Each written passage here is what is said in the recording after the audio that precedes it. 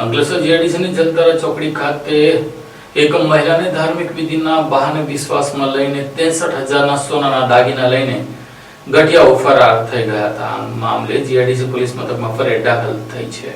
મળતી માહિતી મુજબ જલધારા સોસાયટીમાં રહેતા જલધારા ચોકડી પાસે ફૂલની લારી ચલાવતા રંજનબેન અધાવને ગઈ તારીખ 22 જૂને બપોરે આશરે 2 વાગ્યાના સમયે પોતાની લારી નજીક ઊભા હતા. એ દરમિયાન સફેદ શર્ટ પેન્ટ પહેરેલો આશરે 50 વર્ષનો એક અજાણ્યો પુરુષ તેમની પાસે આવી આંખના દવાખાનાનો રસ્તો પૂછ્યો. થોડા સમય બાદ પીળા રંગનું પંજાબી ડ્રેસ પહેરેલી એક અજાણી મહિલા પણ આવી પહોંચી. આ દરમિયાન અજાણ્યા પુરુષ મહિલાને દાગીનાની ધાર્મિક વિધિ કરાવી પવિત્ર કરાવવાથી તરક્કી થશે તેમ કહી વિશ્વાસમાં લીધી. ત્યારબાદ તેને સાથે રહેલી મહિલાના દાગીના લઈને કોઈ મંત્રોચ્ચાર જેવું નાટક કરી પરત આપ્યા. આ જોઈ રંજનબેન પણ તેમની વાતોમાં આવી ગયા. અજાણ્યા પુરુષે રંજનબેનને પણ કાનની સોનાની બુટ્ટી અને નાકનું સોનાનું દાણું કાઢી રૂમાલમાં મૂકવા જણાવ્યું. બાદમાં દાગીના રૂમાલમાં બાંધી પોતાની સાથે મહિલા પાસે આપી રંજનબેનને માતાજીનું નામ લઈને થોડું આગળ જઈ પરત આવવા માટે કહ્યું. રંજનબેન થોડા અંતરે જઈ પરત ફર્યા ત્યારે બંને શખ્સો ત્યાંથી ફરાર થઈ ગયા. બાદમાં તપાસ કરતા બંને મળી ન આવતા પોતાની સાથે છેતરપિંડી થઈ હોવાનું જણાતા રંજનબેને પરિવારોને જાણ કરી. બનાવમાં આશરે 4 ગ્રામ વજનની સોનાની બુટ્ટી અને અડધા ગ્રામનો સોનાનો દાણો મળી કુલ રૂપિયા 63,000ના દાગીનાની ઠગાઈ થઈ હોવાનું સામે આવ્યું છે. બનાવ અંગે રંજનબેન અધાવનો એમને ફરિયાદના આધારે પોલીસે ગુનો નોંધીને શોધખોળ શરૂ કરી છે.